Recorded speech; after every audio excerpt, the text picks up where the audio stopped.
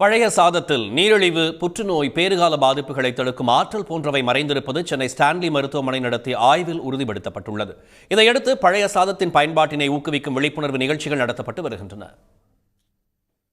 இரவு முழுவதும் நீரில் ஊறிய பழைய சாதத்தை காலையில் அருந்தும் கலாச்சாரம் தமிழ்நாட்டில் தோன்றியது.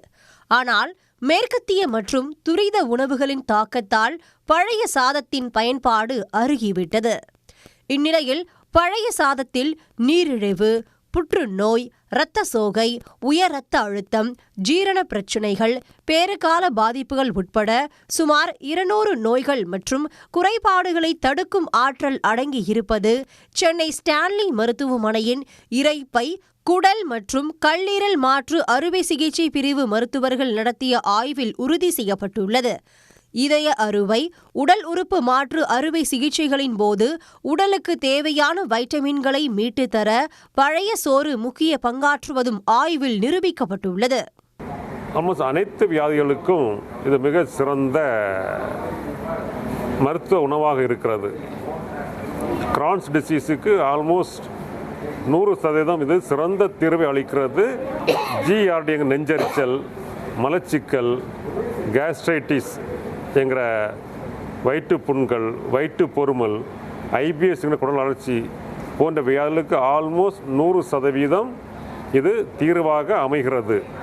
பழைய சாதத்தில் உள்ள நொதித்த நீரில் புரதம், இரும்பு, நார்ச்சத்து, நுண்சத்து, வைட்டமின் டி ஆகியவற்றுடன் புரோபயோட்டிக் எனப்படும் நன்மை தரக்கூடிய பாக்டீரியாக்கள் மனித உடலில் சேர்ந்து சுமார் 2000க்கும் மேற்பட்ட நன்மை பயக்கும் உயிர் வேதிப்பொருட்களை உற்பத்தி செய்வதால் நோய் பாதிப்புகள் தடுக்கப்படுவதாக ஆராய்ச்சியாளர்கள் கூறுகின்றனர்.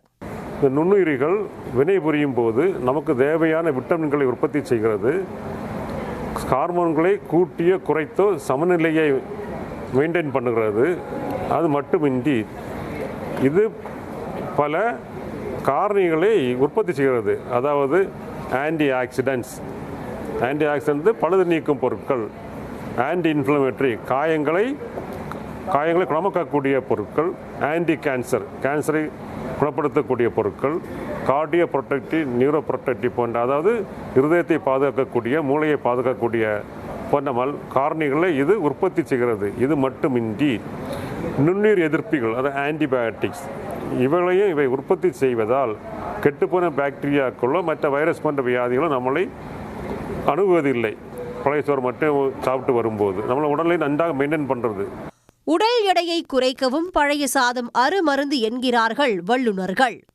இதையடுத்து மக்களிடையே பழைய சோறு உட்கொள்ளும் பழக்கத்தினை அதிகரிக்க பல்வேறு விழிப்புணர்வு நிகழ்ச்சிகளை மருத்துவர்கள் மேற்கொண்டு உள்ளனர். சென்னை ஸ்டான்லி மருத்துவமனையில் நடைபெற்ற பழைய சோறு தயாரிக்கும் போட்டியில் பங்கேற்றவர்களுக்கு பரிசுகளும் சான்றிதழ்களும் வழங்கப்பட்டன.